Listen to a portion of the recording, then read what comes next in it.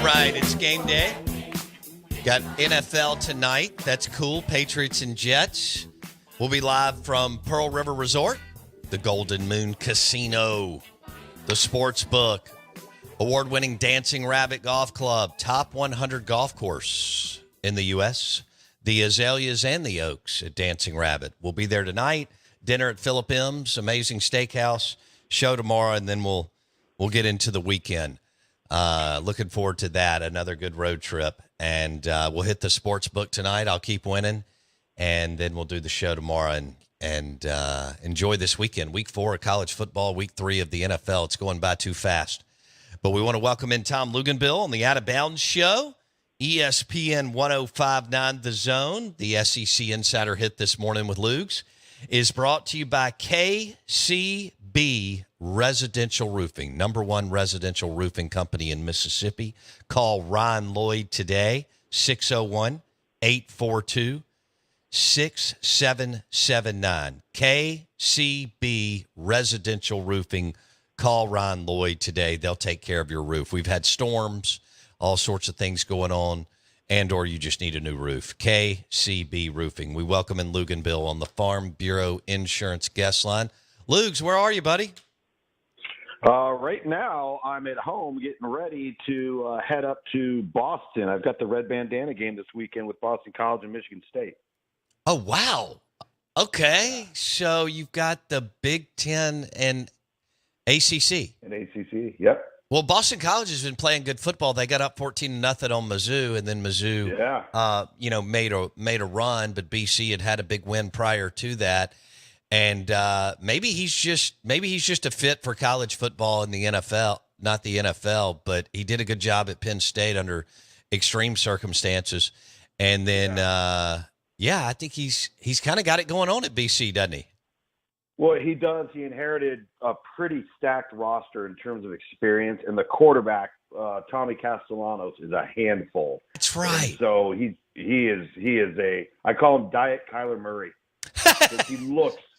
He literally looks just like him, dude. That's right. Good call. He looks just like him. So, and then the Red Bandana game, I don't know if your listeners are all that familiar with it in terms of Wells Crowther and the story behind the Red Bandana from 9/11. If you haven't, Google it, YouTube it. It is just this remarkable story of heroism. Wow.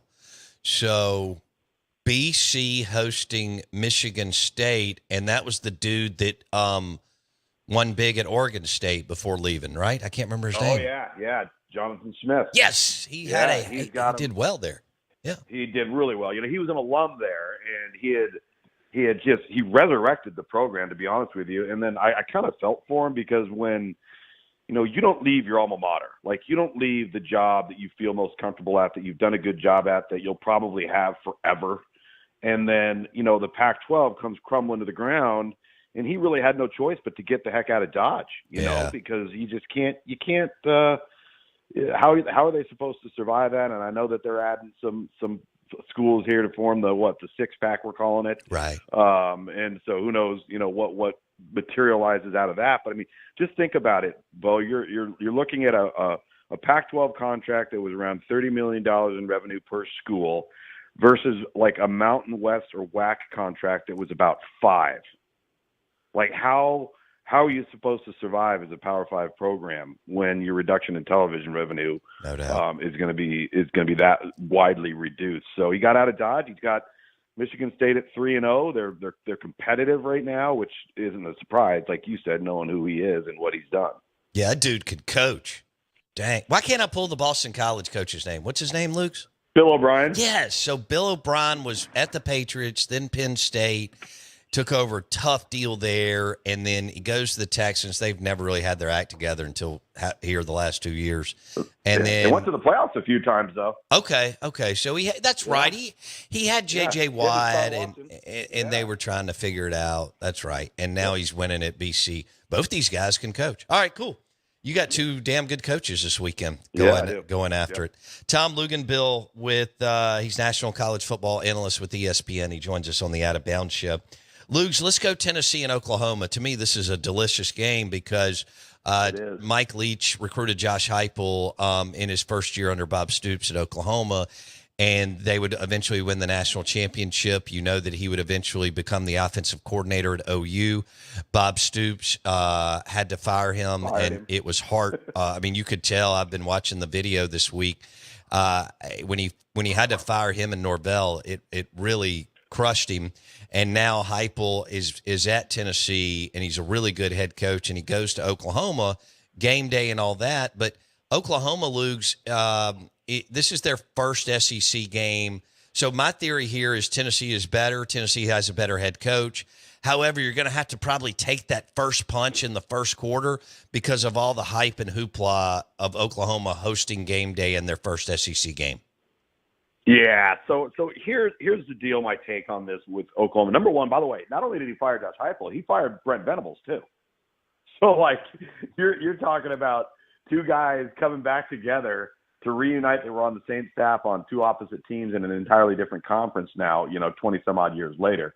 But Oklahoma has not gotten their due this season yet for how good they are on defense. They've already got 11 sacks. They've already forced 10 turnovers. This is a really good group on defense. Now, offensively, they are nowhere near where I think they expected them to be going into week 4.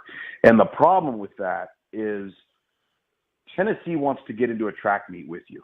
They want to run 100 miles an hour. They want to run the football. They want explosive plays vertically. And they're really going to strain you on defense. Well, the problem is Oklahoma's not built to get into a track meet on offense.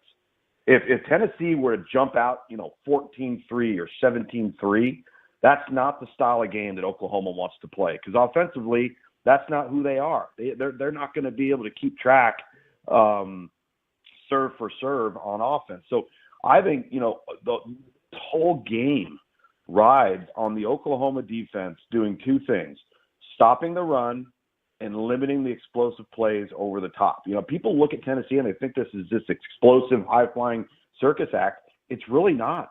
They want to run the football. And if you allow them to, they will run it all day long. So I think that's the recipe if Oklahoma wants to stay in this thing. Okay.